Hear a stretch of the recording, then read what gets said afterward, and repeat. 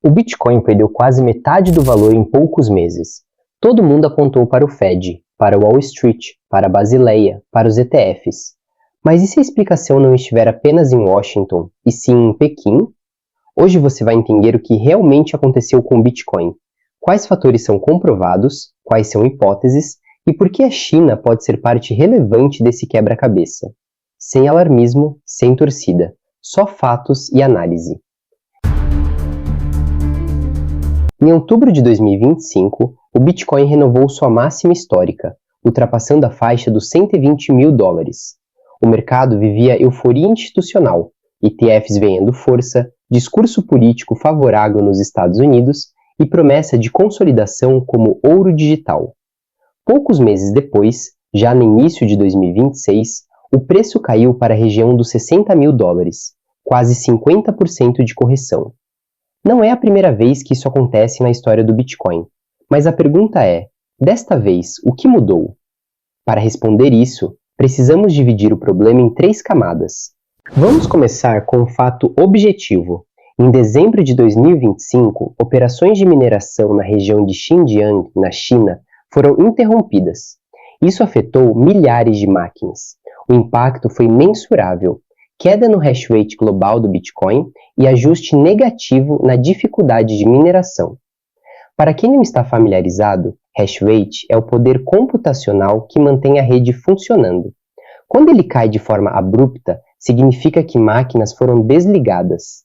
E aqui está o ponto técnico importante. Mineradores têm custo fixo, energia, infraestrutura, financiamento. Se eles são forçados a desligar, muitos precisam vender Bitcoin para cobrir custos. Isso gera pressão vendedora. Não é pânico de varejo, é liquidação operacional. Historicamente, movimentos de capitulação de mineradores já antecederam quedas relevantes de preço. Mas isso sozinho explica 50% de queda? Provavelmente não. Então avançamos para a próxima camada. No dia 1º de janeiro de 2026, entrou em vigor a implementação das regras de Basileia III para a exposição bancária a criptoativos. Na prática, bancos que queiram manter Bitcoin em balanço precisam aplicar um peso de risco extremamente elevado, algo próximo de 1.250%. Traduzindo, para custodiar determinado valor em Bitcoin, o banco precisa reservar múltiplas vezes esse valor em capital próprio. Isso não é uma proibição, mas torna economicamente inviável para muitos bancos manterem exposição direta. Agora conecte isso com outro dado relevante. ETFs de Bitcoin registraram volumes recordes, mas também apresentaram momentos de saída líquida significativa no início de 2026. Ou seja, parte do suporte institucional que sustentava o ciclo anterior começou a enfraquecer ao mesmo tempo em que mineradores vendiam, oferta aumentando, demanda institucional reduzindo. Mas ainda falta uma peça. Agora entramos na parte mais estratégica.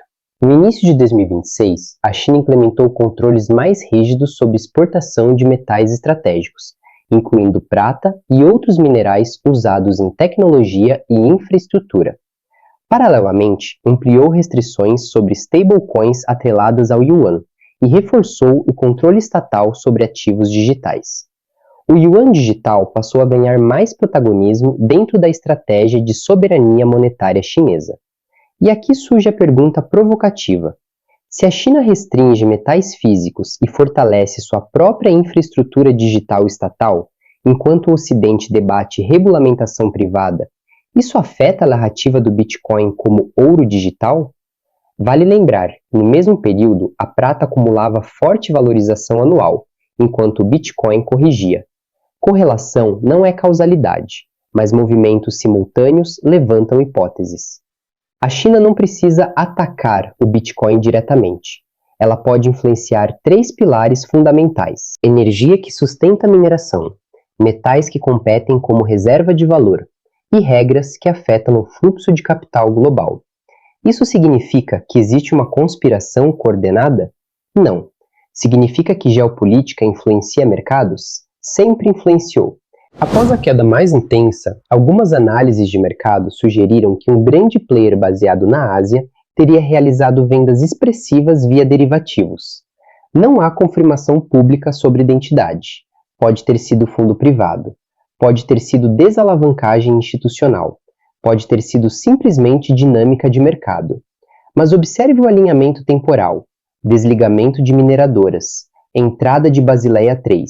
Aumento de restrições regulatórias chinesas. Movimentos institucionais via ETFs e derivativos. 4 vetores. 3 com conexão direta ou indireta com a Ásia.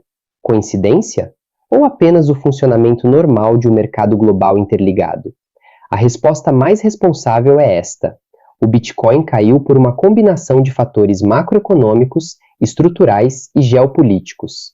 Não existe um único culpado, mas ignorar o fator China talvez seja simplificar demais uma equação complexa.